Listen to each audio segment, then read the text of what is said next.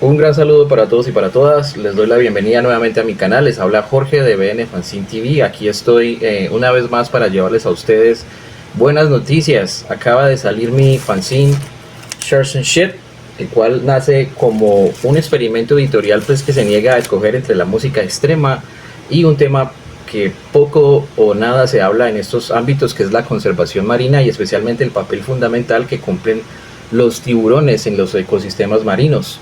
Así que aquí conviven entrevistas originales con bandas de culto y artistas que operan desde lo subterráneo, junto a miradas inquietantes sobre los mismos tiburones, crónicas de mar y el vital papel ecológico y los mitos que los rodean. Viene en dos presentaciones, una versión sencilla con el fanzine y una versión en combo, que ya les voy a dar más detalles de qué es la versión de combo y la versión sencilla. Así que en estas páginas encontrarás conversaciones exclusivas con Kam Lee de Massacre, un férreo fan de los tiburones en general, también con Tito Matos, el legendario cantante de la banda de crossover thrash Wehrmacht, a quienes entrevistamos y que salen en una entrevista muy especial en Shares and Shit, y hablamos largo y tendido sobre este genial disco a propósito del tema que nos rodea en esta edición número 1 de Shares and Shit, el legendario álbum de Shark Attack, considerado por muchos uno de los álbumes más rápidos del crossover thrash.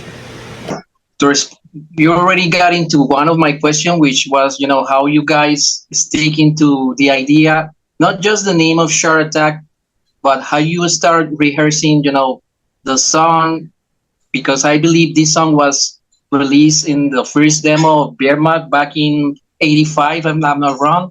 Blow you away. So how you guys, start researching for that song, rehearsing? I mean, how was the idea, where it came? I mean, you already talked about Jaws and all that, but how you ensemble the whole song and why you end up, putting in the first demo. If I recall correct, when we chose to just do write a song called Shark Attack, definitely Brian LaFelt has quite a bit involvement with that. Brian was also a big Jaws fan. Oh yeah, that's right. I recall you did mention something on paper when you sent me some notes. You said something about if we were fans of the soundtrack or what the soundtrack. Well, Brian was a big fan of Chrissy's Death. That's one of the tracks on the John Williams soundtrack. And it's really freaky, kind of creepy. And I remember, if I recall correct, we used Chrissy's Death on one of the demos. We used it live or something like that. But anyway, we just all, like myself, I love Jaws. Marco loved Jaws. And hence, he ended up, we gave him the nickname Marco Sharko because Sharko just rhymed with Marco. But we equally all loved sharks and Jaws. Pretty like between Marco and myself and Brian LaFelt, we just all loved it. But I mean, the rest of the guys did too as well. But it was definitely us three, I would say, that were the big influence on that. And I think, if I recall correct, it was Brian that wrote the lyrics to that. And it just ended up, it was on the demo. It was one of the first songs we wrote. Muy bien, esto es lo que ustedes se podrán encontrar entonces con la versión sencilla. Vamos a hacerle acá el unboxing o el deschusposing, el descorchado. Bueno, entonces lo abrimos. Viene el número debut de Shares and Shit, totalmente impreso en papel propalcote, impresión profesional. Trae acá todo el contenido. Esta edición está de lujo de atar y como siempre les digo, nada huele como el papel nuevo. Entonces en la versión sencilla viene el fanzine, viene este póster inspirado en Children of the Sea de Black Sabbath. Este póster fue hecho por mi gran amigo y colega Orión, y ahí pueden ver, sale un gran tiburón blanco y sale Ronnie James Dio cantando esa famosa frase que sale en Children of the Sea como un tributo a Black Sabbath.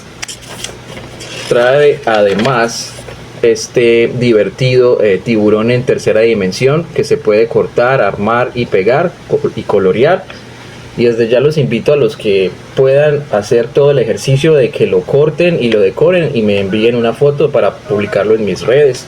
De esta forma apoyamos el conservacionismo a los tiburones. Trae una divertida calcomanía, un sticker, y trae pues una información sobre el juego de rol Oracaro, a que ya comentamos ahorita, que oficia como juego, y que tenemos la entrevista con Christoph Abdalon, que oficia como la banda sonora prácticamente de este juego de rol, que está en desarrollo y que se espera salga a la venta en los próximos meses.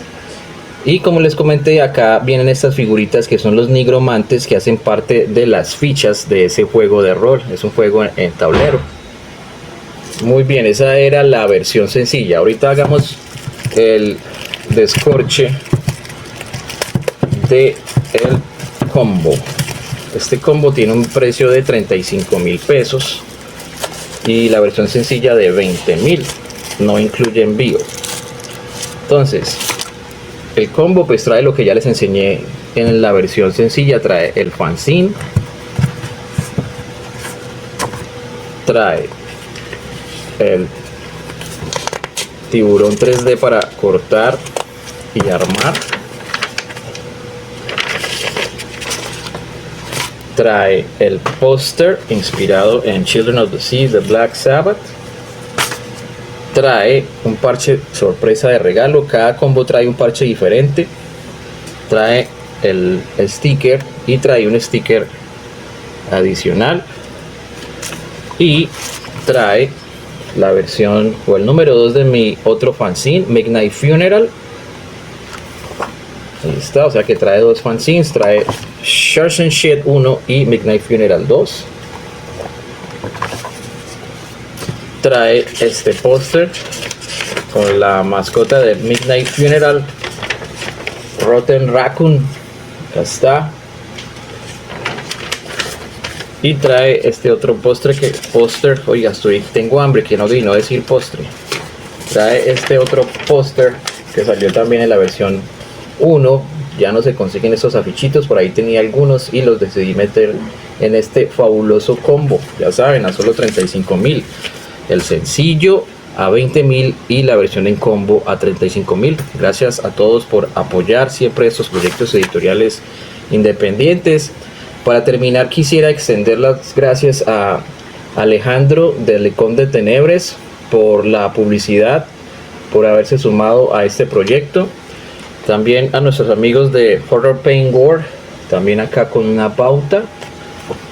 A nuestros amigos de Green Revolution, que también se sumaron y nos ayudaron en la impresión y producción de este fanzine. Acá traen su publicidad del número o del Colombian Black Metal Congregation que salió y que yo también lo tengo disponible a 120.000. Si usted está viendo este video y quiere conseguir ese compilado, me puede escribir.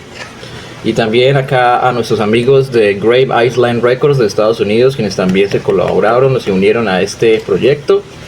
A mi amigo el profe en Bogotá de Iron Fist Fanzine, ahí también está su publicidad.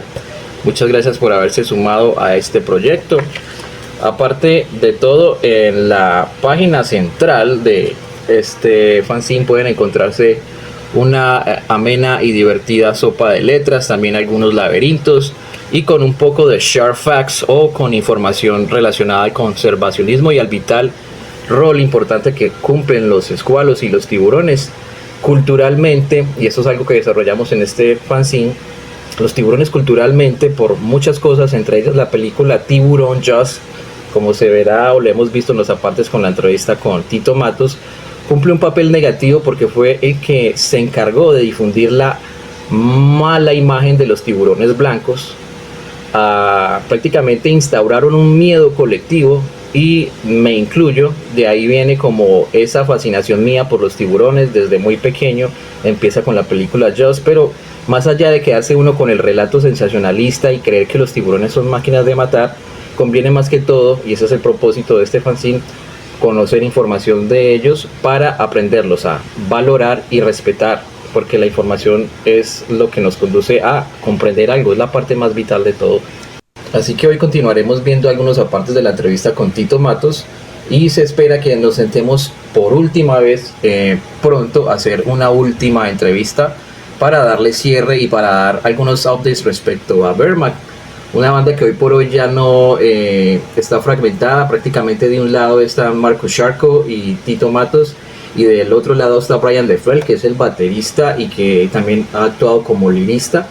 Y según Tito, Wehrmacht ya no puede tocar en ciertas ciudades de Estados Unidos por el tema y la coyuntura política actual. No pueden usar el nombre, por lo que se habla de que la banda se pasaría a llamar solamente Mac, como ya lo ha hecho en el pasado, o incluso están pensándolo llamarla como Wehrmacht, como el álbum que es así, que es un tributo a la cerveza, que ya hablábamos en un episodio pasado de Otro Puto Podcast. Y este especial es además completado por una entrevista in-depth o profunda con el señor Andrés Castro, quien fue el que hace poco vino haciendo el Bogotá Subterranean Metal Fest, testigo de primera mano sobre cómo surge el metal en la ciudad en Bogotá. En esta fanzine viene una entrevista con él, no está completa porque es muy extensa y también la iré publicando poco a poco en mi blog, en BN Fanzine, esa es la idea. Este número, pues como pueden ver, está de atar, complementado además con entrevistas con Vincent Crowley, con el artista de cómic Ben Lacy, con el coleccionista de lo macabro y murderabilia William Harder, y con el demencial arte de Chapman Art. Ya lo van a ver, los invito a que sigan apoyando estos productos totalmente independientes. Vivimos en una época en que hacer fanzines en papel prácticamente están en vías de extinción, así que los invito a que apoyen y que mantengan vivos estos proyectos editoriales independientes. Okay, and what about, I already asked you this, but I want you to hear it from your lips. What's your take on John Williams' theme and this Court of Jars completely? John, that whole soundtrack's phenomenal. I mean, I love John Williams in general, like everything that he's done, all the way down to Raiders of the Lost Ark. I mean, he's a legend, and the soundtrack to Jaws is just so iconic. I'm proud of the fact that we did, took the element of, fusing sharks and what have you, and mixing it into crossover and thrash, and yeah, it's great. I'm really, really happy about that, man. And since I was a kid, I was just a huge Jaws fan, like going back to the Bay Area. And I used to actually own an original film crew shirt from the film production of Jaws. I sold it many years ago because I needed the money, and it was very, very small. It was pretty beat up. But crazy story is that I actually had that shirt since I was a little kid, and I wore it a couple times during the time that Wehrmacht and Spastic Blur was together. But here's what's so crazy is I didn't realize that shirt was an original shirt from the actual production of Jaws. I didn't realize it. I got it through my family from being in the antique business and doing flea markets, going back to the Bay Area. And I believe it came from either a friend of ours who worked at Universal Studios, a gal, she was a security guard, and I would have obtained it in Los Angeles. And if I didn't get it through her, I got it through another friend of the family in the Bay Area. But yeah, it was the Joe Alves, because he's the guy who designed the mechanical shark, but he also did the famous illustration. If you go on, you can Google it. If you look at production photos of Jaws, you'll see all these people wearing T-shirts that just say, it just has the Jaws, a shark, and it says has the logo. And I had one of those shirts. They printed quite a few during the production around what's the name of that island? Amity Island. Yeah, Amity Island. Amity. Excuse me. Yeah, like Amityville Horror. Yeah. So they actually during the production they printed they took the silk screen. They used to print them, I guess, from what I'd learned. They would print them on all sorts of like random different T-shirts. Sometimes they'd put them on the back of the shirt or the front. I think mine had the design on the back. It was blank on the front. But crazy, right? Isn't that crazy that I had that shirt? Pero eso no lo es todo. Aparte de Tiburones, traemos también otros temas interesantes, como un mini especial sobre la historia del rock y el metal pesado en la ciudad de Bogotá. Tenemos de hecho la entrevista in-depth con una banda que se llama Chris of Abdalon, cuyo integrante principal está desarrollando un juego de mesa, un juego de rol que se llama Oracaro. Ahí está la entrevista y nos ha regalado estas figuritas de estos nigromantes que salen en el juego de rol, en el tablero. Así que si usted compra la edición sencilla o la edición en combo, va a poderse llevar una figurita de este nigromante inspirado en el mundo de H.P. Lovecraft. Let me jump into another question real quick here. So now that we're talking about the Shot Attack cover album, I think there are several artists involved in this insane cover, so to speak. I love it, honestly. If you want me to give you the backstory on that, I'd be more than happy to. Yeah. Yes, please, go ahead. So basically, that was just, we jumped in the deep end. We like the idea of the guy surfing on two sharks. Now, we weren't the first ever person or the first ever band to ever do anything as far as surfing on a shark was Iron Maiden. They did that with a tour shirt in 1982, I think. It was for one of the cities, because what they would do is they create tour shirts for specific cities. And they did it for one. It's a really very valuable T-shirt, but it has Eddie surfing on one shark.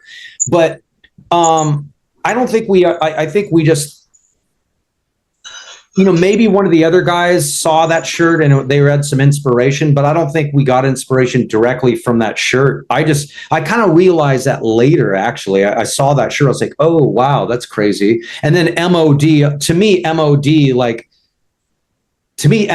kind of bit us a bit, because we were doing the shark thing definitely way before them, and definitely before a number of other bands. Any bands that were using sharks, like, there's no question in my mind, like, we were the band that took the shark thing and then fusing it with beer and then kind of party type, kind of like the Animal House skateboarding meets thrash and hardcore, crossover. We were the first band to do that.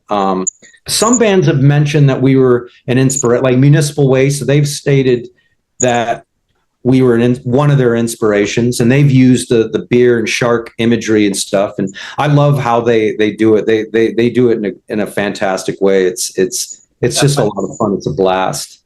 But yeah, so you said as far as the record cover. So my mother's husband, Kip Kelly, did the wall. He did that brick wall and that. He illustrated the wall. Bub Johnson, who helped assist with our T-shirts, the first ever T-shirts that we printed. He was our T-shirt guy. He did a little bit of work on there. I designed the Death Punks, DETH, spelled death, almost kind of like similar to Megadeth. The Mohawk guy with the that's on the wall.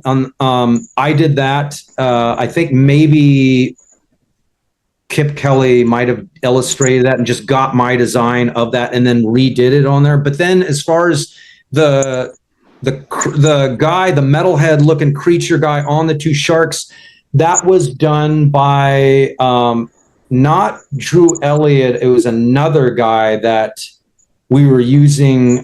We liked his work.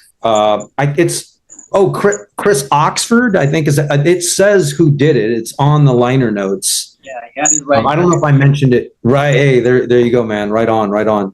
Yeah, so it was just but really basically what it is, it's like in the sewers. It's the sewers. That's the brick wall and surfing on a couple sharks in the sewer. That's basically what it is. Some people out there have said they said it's, kind of comical, like ridiculous cover, but I think it's iconic. Cool. Yeah.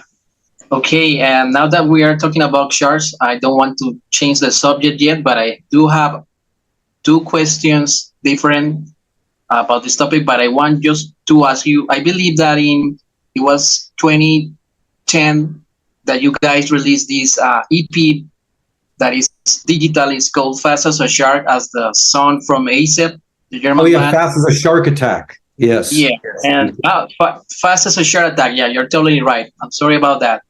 This EP was released exclusively digitally and includes a re-recorded version of Shark Attack that can be heard on YouTube.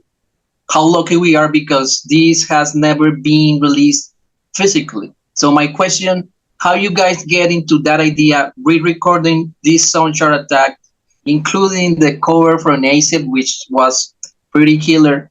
And I'm glad you like that, because some of the purists who are like big Accept fans, some people would complain, but and I want to make it clear that we didn't redo it to mimic exactly what Accept is. No, we wanted to do our thrash hardcore version of that song. That's what it's meant to. It's meant to be our own take on it. I'm very proud of it.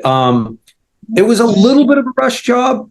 I think my favorite, as far as all the newer versions, my favorite re-recording on that is United Shoe Brothers. I think that one is the most true to hardcore roots for our old fans.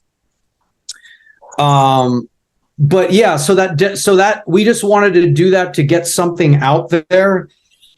And we sold it at first digitally through Bandcamp. I created the Bandcamp page and we sold it for a little while. And then I ended up just releasing it for free. And you can still get it, I think, for free. But there are some discussions about it actually being pressed onto vinyl and in some different formats and stuff. But yes, it was released digitally only.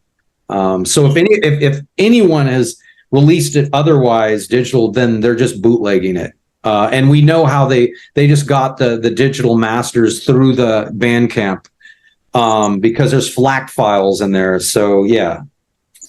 I mean, it was just meant to be just kind of like a gift in a sense. But again, we sold it at first, and then we just ended up giving it away.